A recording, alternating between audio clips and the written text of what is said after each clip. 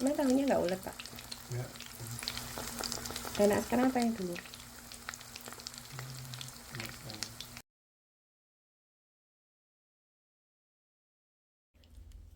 Bismillahirrahmanirrahim. Allahumma barik lana fima razaqtana wa qina adzabannar. Amin. Bismillah, berkah dunia akhirat. Sehat panjang umur selalu dalam lindungan Allah. Makan sayang. Selamat makan.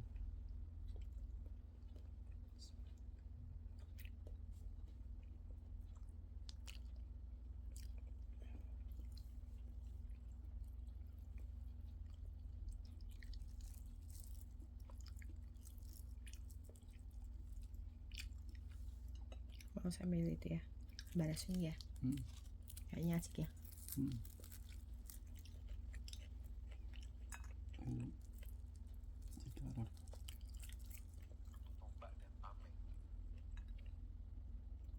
Sampai batas leher, Ruli semakin kaget karena mereka ini ternyata gak ada kepalanya. Ada sosok hitam besar banget, bulunya itu lebat sekali. Sosok genderuwo ini memperhatikan Jia dan Ayu yang sedang berbuat tidak senonoh itu. Sosok ini ngeri banget, ada tanduk di kepalanya, matanya merah menyala, tubuhnya itu cenderung berburu tipis dan berwarna hitam semua. Dan waktu itu Ruli melihat lidahnya ini menjulur panjang ke bawah sampai kaki.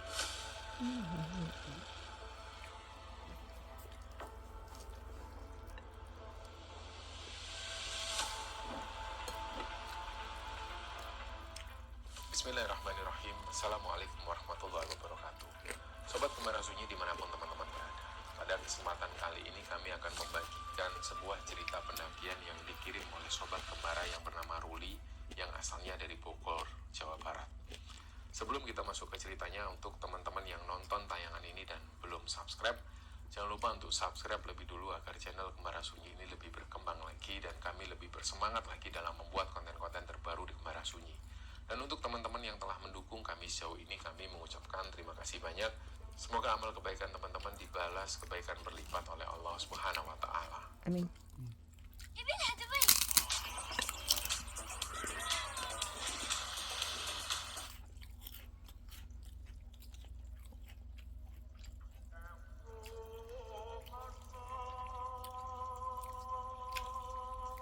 Ini sambalnya jadi enak, Pak.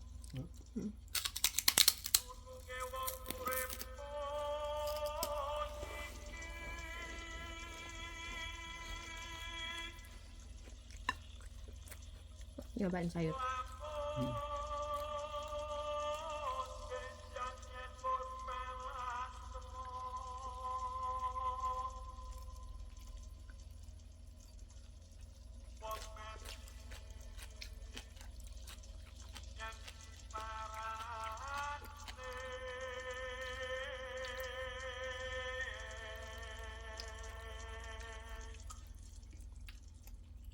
Cerita di episode kali ini teman-teman, kami akan menceritakan sebuah cerita tentang pendakian gunung.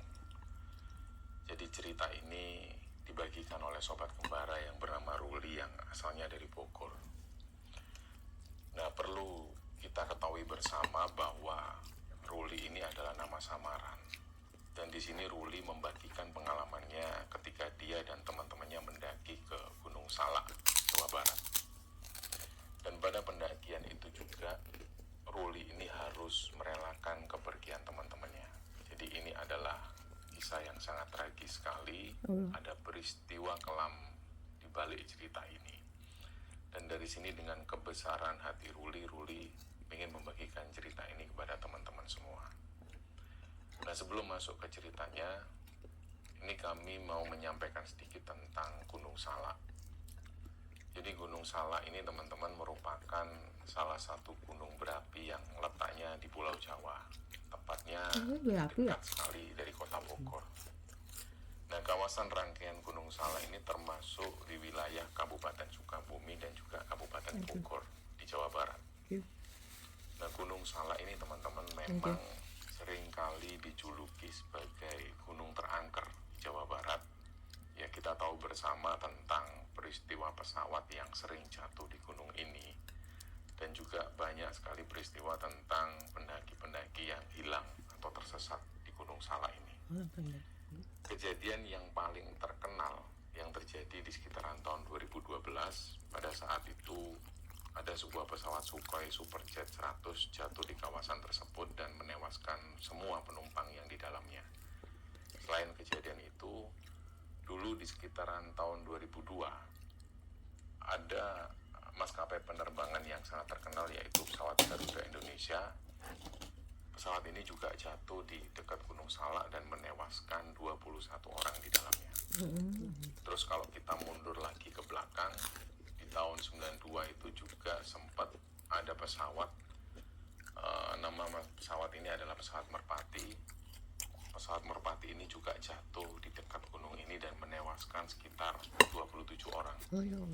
Dan gak cuma kejadian kecelakaan, banyak juga cerita pendaki yang sering tersesat di Gunung Salak. Dan hal ini bisa terjadi karena memang hutan di sana itu masih rapat dan hampir nggak kelihatan jalan setapak. Karena di era-era itu jarang banget pendaki yang mendaki ke gunung ini. Tapi meskipun begitu, hal ini sama sekali tidak menyusutkan antusias para pendaki untuk mendaki di gunung ini, apalagi di era-era sekarang. Kenapa? Karena jalur pendakian Gunung Salak ini mempunyai karakter yang bisa membuat para pendaki kewalahan, dan ini menjadi tantangan tersendiri bagi para pendaki. Ditambah lagi di sana itu ada 3 puncak yang bisa dikunjungi, yaitu Puncak Manik. Puncak Manik ini berada di ketinggian 2211 mdpl, koreksi kalau saya salah. Puncak Salak 2 di ketinggian 2180 mdpl, dan juga ada Puncak Sumbul dengan ketinggian 1926 mdpl. Nah, cerita Ruli ini berawal ketika saat itu di tahun 2004.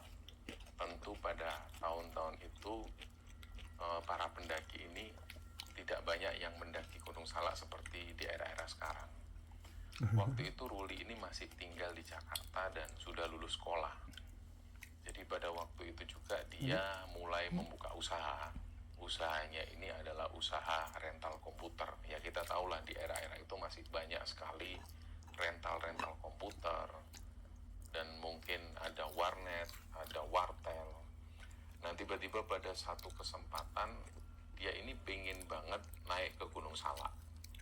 Saking pengennya si Ruli ini naik Gunung Salak, dia ini sampai sering kebayang-bayang dan sering kebawa mimpi. Jadi mulailah waktu itu Ruli ini ngajak teman-temannya untuk hiking ke Gunung Salak. Nah nama temannya ini Zio. Zio ini nama samaran, jadi semua yang ada di cerita ini nama samaran. Perlu diketahui bahwa teman-teman Ruli yang seneng naik gunung ini nggak banyak. Ya bisa dibilang ya Zio ini yang sering ke gunung. Singkatnya hari Sabtu malam Minggu, Ruli ini ke rumah Zio. Dia sengaja datang ke rumah Zio itu untuk ngajak Zio naik gunung. Setelah diskusi-diskusi kecil, Zio pun mengusulkan untuk ngajak teman-temannya yang lain, yaitu C, Eran, dan Ayu. Nah, hari Rabunya, Ruli ini ketemuan lagi bareng teman-teman Zio yang lain, dan setelah diskusi dan ngobrol-ngobrol seputar pendakian, ternyata saat itu ada 2 orang yang nggak jadi ikut dengan alasan mereka lagi bokek. Nah, 2 orang yang lagi bokek ini namanya C dan Ayu. Nah, tentu waktu itu Ruli ngerasa nggak enak. Karena gimana pun juga ya Ruli ini kan yang ngajak. Akhirnya dengan inisiatif Ruli sendiri, dia bilang ke semuanya, ya udahlah kalau gitu aku yang nanggung biaya perjalanannya. Jadi akhirnya mulai dari biaya perjalanan, biaya logistik, perlengkapan yang kurang, semuanya ini di-cover oleh si Ruli. Nah mulailah waktu itu mereka menyiapkan perlengkapan dari mulai tas keril, dan tas keril ini untungnya mereka sudah punya masing-masing. Jadi mereka cuma menyiapkan saja keperluan-keperluan yang kira-kira masih belum terpenuhi. Untuk tas keril mereka semua sudah punya masing-masing, dan mereka mulai menyiapkan peralatan masak. Di situ mereka ini menyiapkan 2 tenda. Tapi tendanya ini nggak seperti tenda-tenda yang kita punya sekarang. 2 tenda itu terdiri dari 1 tenda pramuka. Kalau teman-teman tahu tenda pramuka itu bentuknya prisma dan ada lambang tunas kelapanya. Biasanya di bawah itu nggak ada alas, jadi benar-benar bolong lah. Itu biasanya kalau di era-era itu masih pakai tikar di bawahnya, dan itu jelas angin ini masuk dari bawah. Jadi yang mereka bawa 1 tenda pramuka dan 1 lagi tenda dum. Mereka cuma bawa 2 tenda dan esok harinya mereka mulai belanja perlengkapan yang masih kurang-kurang. Singkatnya waktu itu hari Jumat. Setelah mereka melaksanakan sholat Jumat, mereka pun berangkat. Nah, mereka ini awalnya ngumpul di rental komputer milik Ruli. Di sekitar jam 2 siang, mereka mulai berangkat naik motor. Posisi waktu itu Ruli ini sendirian, dia naik motor sendirian. C waktu itu berboncengan dengan Ayu, dan terus si Eren ini boncengan sama Ziu. Nah, waktu mereka sebelum berangkat itu mereka sempat berdoa. Jadi setelah berdoa sejenak, barulah mereka ini berangkat. Dan perjalanan waktu itu lancar, gak ada halangan apapun di jalan. Sekitar kira-kira jam 6 sore, mereka sampai di desa A. Nah, kita sebut nama desa ini desa A untuk menyamarkan semua, karena untuk kepentingan bersama lah, kita nggak mau di kemudian hari ada sesuatu yang tidak diinginkan atau pihak-pihak yang merasa tersinggung. Jadi desa A ini sebenarnya teman-teman adalah jalur ilegal. Jalur ini biasanya digunakan oleh warga setempat untuk menuju ke petilasan. Nah, perlu digarisbawahi bahwa di tahun itu memang jalur ini masih ilegal, dan mungkin belakangan ini sudah bisa dilalui. Jadi waktu itu Ruli sendiri ini punya alasan kenapa dia ingin ngajak teman-temannya naik lewat jalur ini. Karena Ruli selama ini memang selalu kebayang-bayang ingin lewat jalur ini. Akhirnya sampailah mereka di desa A ini, dan mereka langsung menuju ke rumah seorang kuncen. Nah, kuncen ini adalah penduduk asli desa A ini. Panggilan beliau itu Abah. Seluruh penduduk yang ada di sana itu memanggil beliau dengan panggilan Abah. Nah, Abah ini adalah kuncen petilasan yang ada di atas. Di sana akhirnya Ruli dan teman-teman mengutarakan niatnya.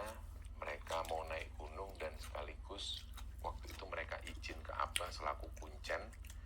Waktu itu Abah bilang ke mereka, ya sudah, baiknya kalau gitu kalian naiknya ini besok pagi saja. Ini sudah malam, sekarang kalian istirahat dulu di sini di rumah Abah.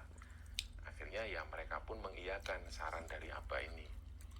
Jadi waktu itu mereka mulai bersih-bersih, ada yang mulai istirahat, ada yang santai-santai, dan ada beberapa juga yang ngobrol dengan Abah, termasuk si Ruli ini.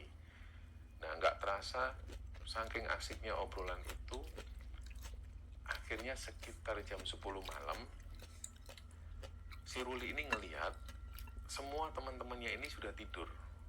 Jadi ya mungkin mereka kecapean lah di jalan. Jadi waktu itu Ruli sendirian, dia belum tidur sendirian, dia nggak tahu posisi Abah di mana waktu itu. Jadi dia pun keluar, dia duduk santai di depan rumah Abah sambil menikmati suasana malam di desa itu. Nah, nggak lama setelah itu Abah ini datang, terus langsung nyamperin Ruli. Mereka pun ngobrol-ngobrol. Dan setelah obrolan itu, Abah masuk lagi ke rumah, dan gak lama kemudian Abah keluar. Nah, di sini keanehannya Abah ini keluar sambil bawa bungkusan. Bungkusan ini adalah bungkusan kain warnanya hitam, terus ada ikatan tali. Talinya itu juga terbuat dari kain warnanya putih. Nah, Abah ini bawa bingkisan itu terus dibawa ke Ruli, dan di situ Abah juga ngomong, besok pas kalian naik ke atas, kalau ketemu seseorang yang minta bungkusan ini, kasihkan, kamu serahkan bingkisan ini. Nah, terus di situ Abah juga menasihati Ruli. Intinya nasihat Abah ini ya seputar tentang menjaga alam sekitar dan jangan berkata kotor, intinya seperti itu. Nah, Ruli pun mengiyakan nasihat dari Abah itu. Dan kira-kira sekitar jam 12 malam Ruli ini pamit ke Abah, dia sudah ngantuk, dia pengen istirahat. Nah pas Ruli mau masuk ruang tamu itu, dia ngelihat ada 2 orang temennya ini yang nggak ada di sana. Padahal sebelumnya 2 orang ini tidur di sana. Ada nih. Sudah ada.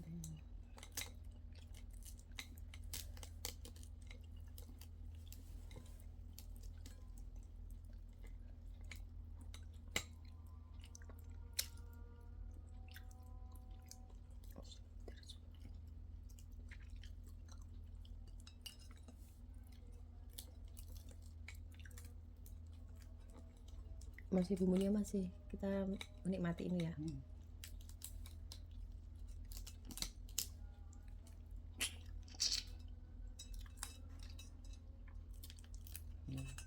Oh, apa tuh?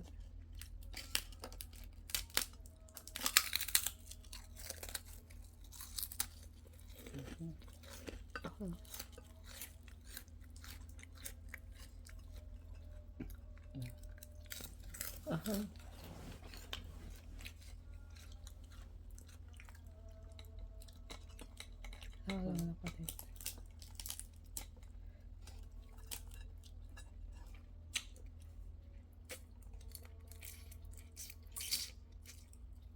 Apa dong?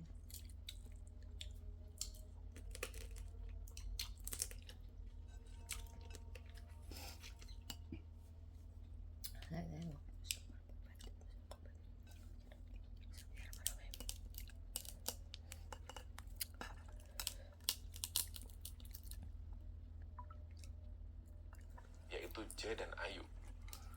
Waktu itu Ruli ini sempat ngeliat ini J sama Ayu ini kemana, kok nggak ada, padahal mereka ini tidurnya bersebelahan. Mereka semua kan tidur di ruang tamu, hanya menggelar jam mata 12 tadi ya. Ruli ngelihat kok J sama Ayu ini nggak ada. Nah karena waktu itu Ruli ini sudah ngantuk, dia pun melanjutkan tidur. Dia cuma berpikir ya mungkin Ayu ini minta diantar J ke toilet lah, mungkin seperti itu. Akhirnya dari situ Ruli pun tertidur. Dan malam itu pas tidur, Ruli ini mimpi. Dalam mimpinya itu, dia melihat dari arah kejauhan, ini ada sebuah delman. Dan delman ini semakin mendekat, terus Ruli jadi semakin bisa melihat delman ini dikendarai atau kusirnya itu adalah seorang kakek-kakek. Terus pas semakin mendekat, kakek-kakek ini melambaikan tangan ke Ruli, jadi kayak bener-bener manggil Ruli lah. Nah dari situ Ruli ini juga agak kaget karena dia nggak mengenal kakek-kakek ini siapa. Dari lambaian tangan si kakek-kakek ini menjadi sebuah isyarat supaya Ruli ini disuruh mendekat ke kakek-kakek itu dan naik ke delmannya. Nah waktu itu karena Ruli ini campur aduk ya pikirannya, dia nggak kenal kakek-kakek ini dan dia takut. Memang dia benar-benar takut waktu itu, terus dia nolak. Pada waktu Ruli ini nolak, dia nggak mau. Terus kakek-kakek ini turun dari delman, langsung menghampiri Ruli. Terus Ruli ini diseret sama si kakek-kakek ini. Nah pada saat posisi si Ruli ini diseret, itu rasanya benar-benar berat banget, kayak dia ini ditindih sesuatu. Jadi benar-benar kayak ada beban berat yang menindih tubuhnya waktu itu. Dari sinilah kemudian si Ruli ini teriak-teriak minta tolong. Anehnya di situ sama sekali nggak ada orang yang mendengar permintaan tolongnya. Nah terus karena dia merasa masih berat, dia mulai baca-baca doa sebisanya sambil dia coba untuk berusaha bangun, tapi tetap nggak bisa. Jadi rasanya itu benar-benar berat banget, kayak ditindih sesuatu yang besar lah.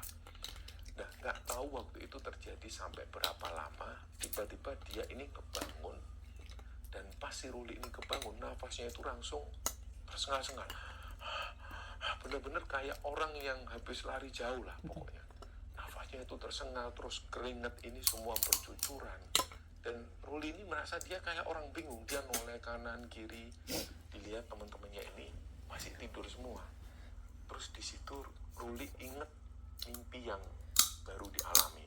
Di situ dia langsung istighfar. Nah pada saat yang bersamaan anehnya Ruli ini dengar Abah itu ngomong dari kamarnya.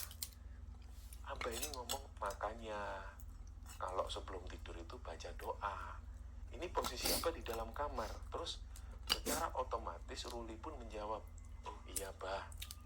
Terus Abah ngomong lagi, Orang ya mudah-mudahan Pintar ya. besok pas kalian naik dijauhkan dari mara bahaya. Terus Ruli pun diem. Di situ Ruli ini sempat berkata dalam batinnya, ini Abah ini kok tahu kalau Orang Abah anu ya. habis mimpi buruk, padahal kan posisi Nekat Abah ya. ini ada di dalam malam kamar. nggak tidur. Dan Ruli tahu Abah ini posisinya juga tidur. Dari situ akhirnya Ruli ini melanjutkan tidur lagi. Nah pagi itu setelah mandi dan sarapan sekitar jam 9 pagi mereka izin ke Abah untuk naik. Akhirnya Ruli ini sempat berkata dalam batinnya, kira-kira mimpi yang semalam itu ini aku ceritain nggak ya ke teman-teman. Dia sebenarnya juga takut. Dia takut kalau mimpi yang dia alami itu sebagai pertanda buruk. Ini yang ada di pikiran Ruli. Terus dia ini langsung mikir positif sambil ngelus dada dan baca istighfar, astagfirullahaladzim, bismillah lah, gak ada apa-apa. Nah ternyata pas Ruli ini ngelus dada sambil dia itu baca istighfar, Zio itu ngelihat dari kejauhan. Terus Zio ini pas posisinya benerin tas keril, Zio ini sambil ngomong, Rul, lu ngapain ngelus dada pakai nyebut istighfar? Nah kagetlah Ruli bilang, oh gak apa-apa kok. Dia pura-pura kayak nyari sesuatu, terus akhirnya dia menghindar dari Zio. Nah singkat cerita, mereka pun jalan menuju ke arah hutan. Jadi jarak dari rumah Abah menuju ke pintu hutan itu sekitar 1 jam. Oh mereka tadi ditipin gitu Mereka motornya. jalan sekitar 1 jam. Di awal-awal pendakian itu treknya ini langsung curam. Jadi banyak akar dan kondisinya itu licin. Apalagi waktu itu memang musim hujan. Nah mereka ini memang melakukan pendakian itu santai banget, nggak buru-buru. Rute yang mereka lewati ini juga memang terbilang sulit dan memang ekstrim. Jadi harus benar-benar ekstra waspada. Apalagi nggak semua ini pengalaman naik gunung. Nah di jalur ini juga nggak ada tanda-tanda lah atau nggak ada tetenger. Jadi kalau misalnya di jalur pendakian lain itu ada tulisan misalnya pos 1 atau mungkin petunjuk arah. Nah di jalur ini memang nggak ada. Di tahun 2004 itu memang jalur ini tidak digunakan secara resmi untuk jalur pendakian. Jadi nggak ada yang namanya tanda-tanda, tetenger, atau misalnya ada tulisan pos peristirahatan atau apa, ini nggak ada. Jadi di situ mereka cuma mengikuti jalur setapak, yang jalur setapak ini biasanya dilalui oleh penduduk sekitar. Nah biasanya penduduk sekitar melewati jalur setapak ini untuk mencari kayu, atau yang lebih sering itu mereka menggunakan jalur ini untuk menuju ke petilasan. Nah, sekedar informasi untuk teman-teman sekalian bahwa jalur ini memang baru dibuka secara umum itu di sekitaran tahun 2019. Nah, singkatnya kembali ke cerita, udah kenal berarti sekitar warga lokal hampir ya. 6 jam mereka jalan, mereka ini belum sampai ke puncak. Dan waktu itu sudah menunjukkan sekitar jam 3 sore, kondisinya ini juga sudah mulai gelap. Jadi karena waktu itu Kuat musim sekali ya hujan, pendaki itu. apalagi di sana ini hutannya rapat, dan ditambah lagi kondisinya ini mendung, jadi suasana jam 3 sore itu sudah benar-benar gelap. Dan dalam perjalanan ini memang Ruli mengakui si Eran ini dari tadi itu sering banget minta istirahat. Kadang-kadang dia alasan capek, dia minta istirahat, akhirnya mereka berhenti. Dan pas jalan lagi si Eran ini bilang mau kencing, akhirnya mereka pun istirahat lagi. Nah inilah yang membuat mereka itu akhirnya sering berhenti dan sering istirahat untuk waktu yang cukup lama. Jadi akhirnya mengingat hari itu sudah mulai gelap, Jai ini menyarankan supaya membuka tenda di jalur pendakian itu, karena kondisinya memang sudah mau gelap dan mereka ini kondisinya sudah benar-benar capek semua. Nah, sebenarnya mereka juga sudah berpikir mereka nggak akan bisa mendirikan tenda di tempat ini karena nggak ada jalur yang bisa untuk mendirikan tenda. Yang pertama ini adalah jalur pendakian, kondisinya itu miring. Selain itu juga di sana itu banyak akar-akar pohon yang besar-besar banget Dan nggak mungkin lah untuk mendirikan tenda itu sangat tidak memungkinkan sekali. Nah, mereka pun akhirnya diskusi kecil, mengingat hari ini sudah mulai gelap. Mereka akhirnya memutuskan untuk tetap mendirikan tenda di jalur pendakian, meskipun kondisinya seperti itu, miring dan banyak akar. Jadi mulailah di situ Ruli dan Zio membersihkan tempat untuk mendirikan tenda. Dan setelah Ruli dan Zio ini mendirikan tenda, giliran J dan Eran yang mendirikan tenda. Waktu Tadi itu orang mana, tenda Pan? pramuka ini ada di sebelah kiri dan tenda yang dom itu ada di sebelah Kayak 5 kanan. orang ya? Nah, dari situ tas keril mereka ini mulai dimasukkan di dalam tenda pramuka. Nah, di situ Ruli juga sempat melihat Ayu ini sudah mulai masak mie instan.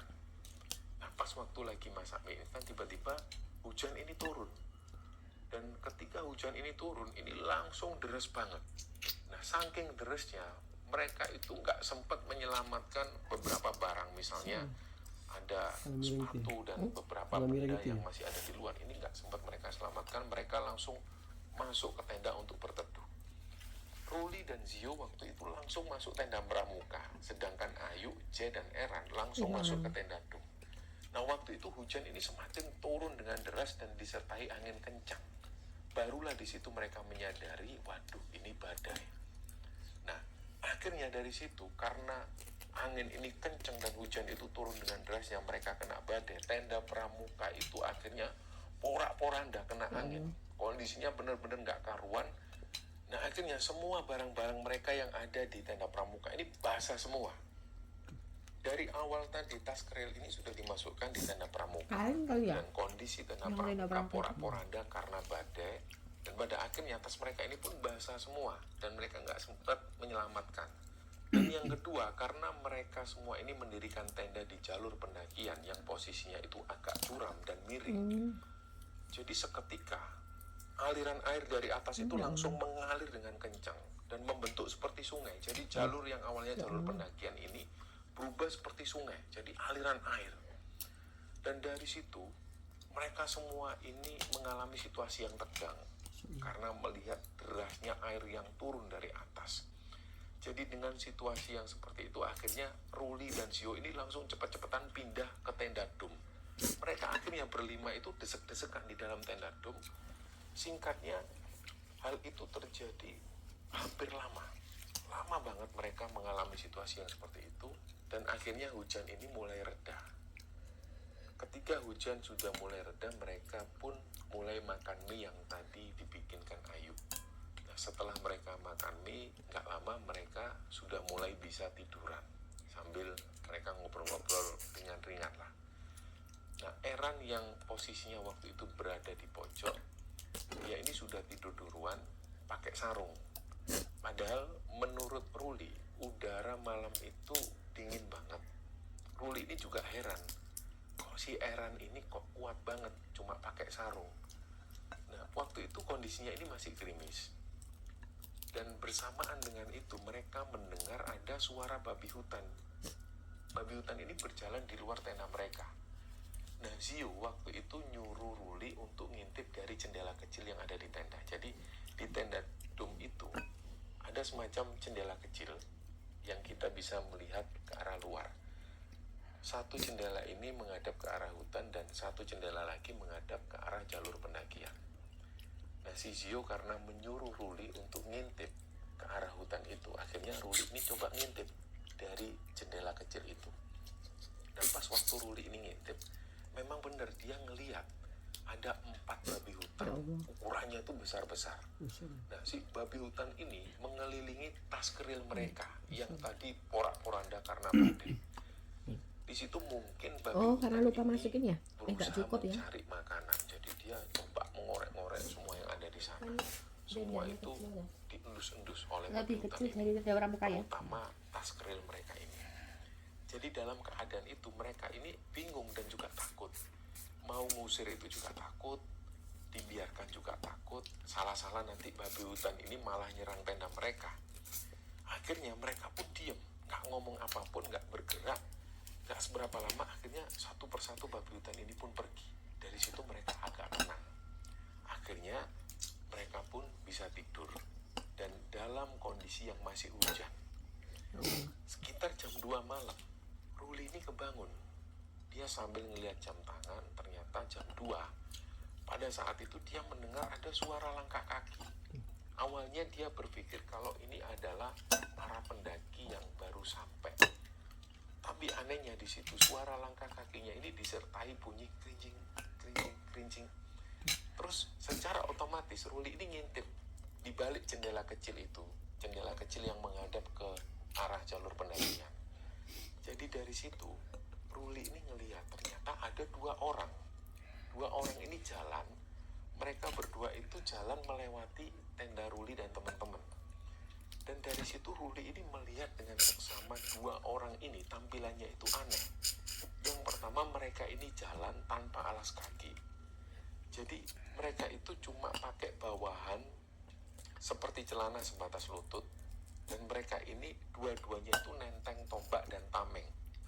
Jadi pas mereka jalan, ini lagi-lagi juga ada bunyi kerincing-kerincing, kerincing-kerincing.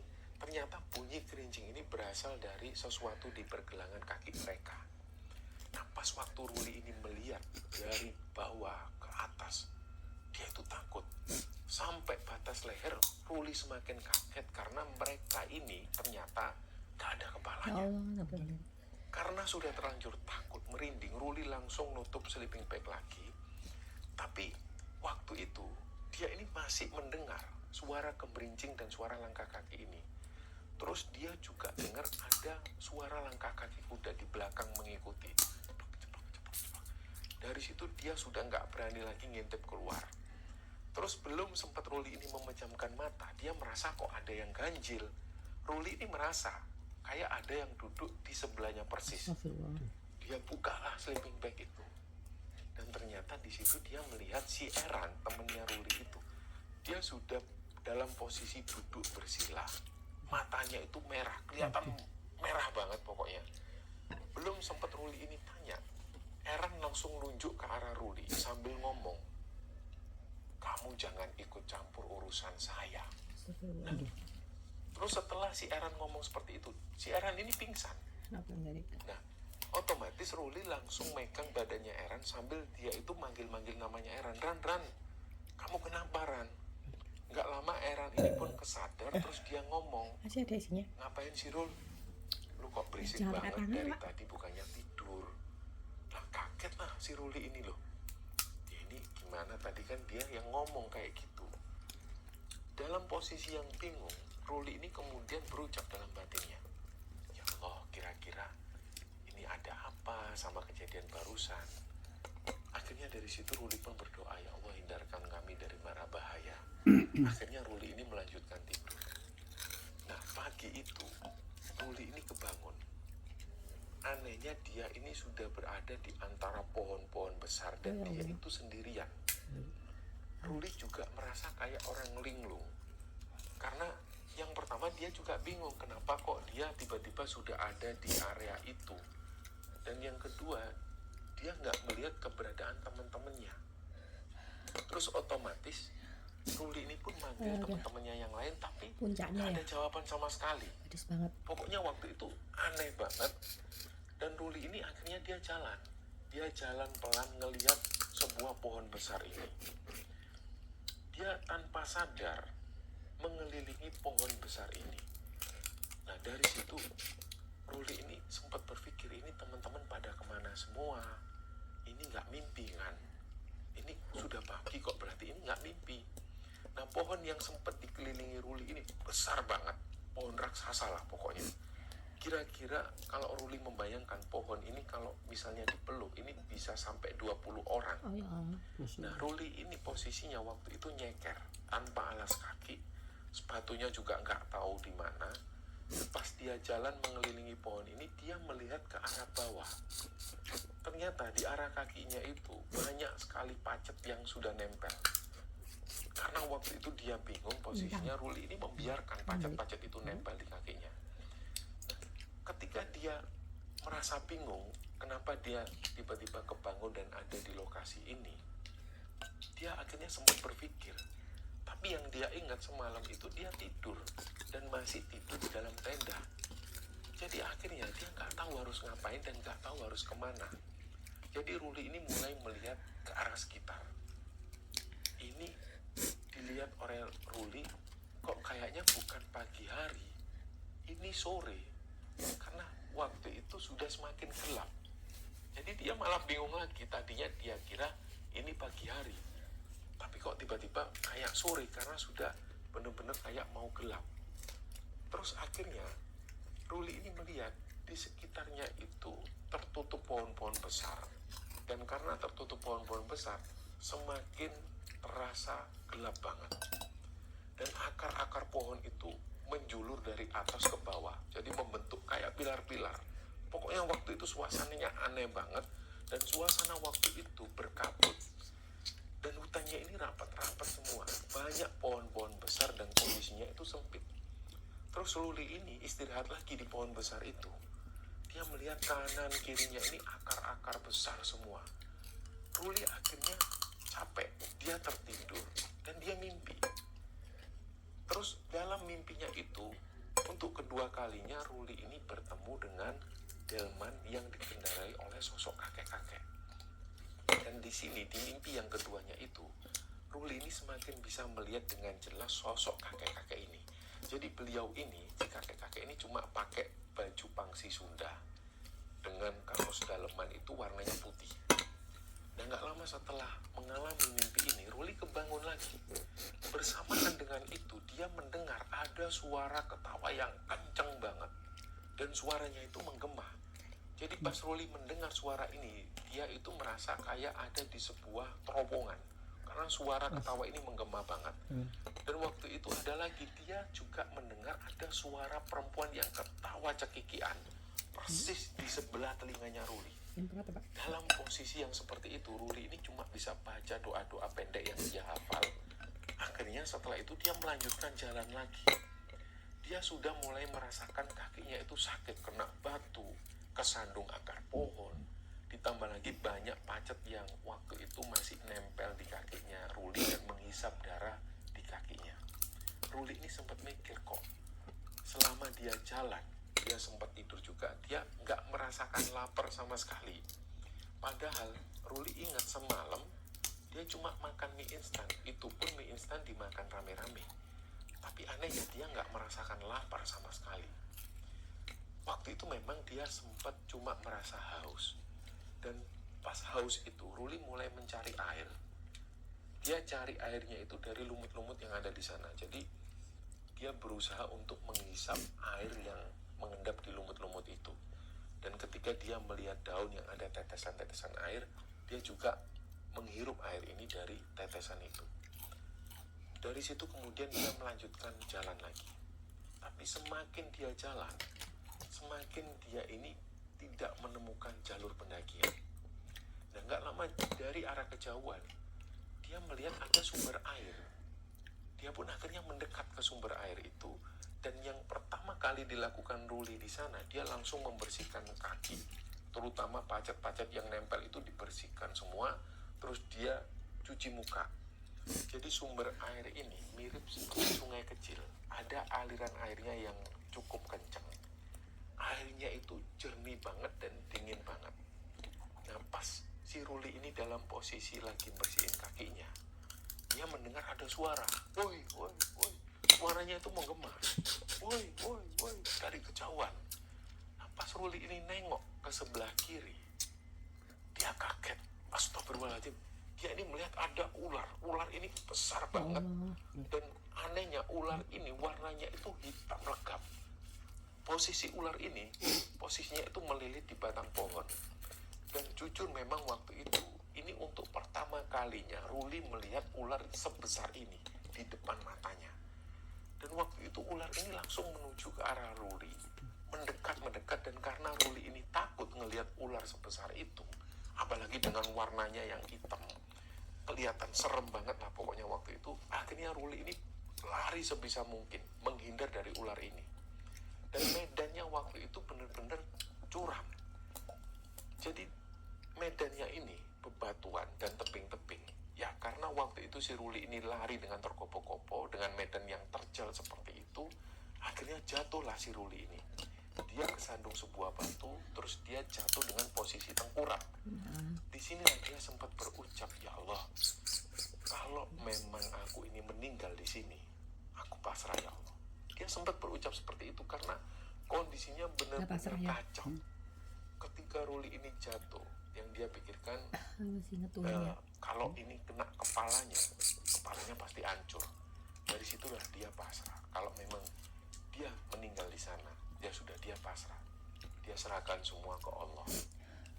Nah, waktu itu jantungnya Ruli ini tiba-tiba berdebar.